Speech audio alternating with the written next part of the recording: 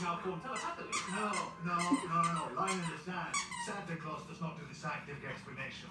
All right, as the doctor might say, oh, it's all about Dreamy women. Why don't you just go with I have, mate. You're on it. Don't give me that. Look, this is looking warm and friendly and cheerful. Oh, yeah, look at your great big side man up. Don't listen to hostile. Doctor.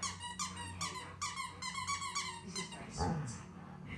But right now I have an alien life form rapture on my face and apparently it's digesting my brain. Can you speak?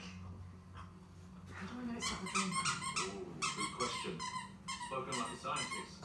Can I put it another way? Why is the part of our brain that is trying to keep children alive who's beautiful as well?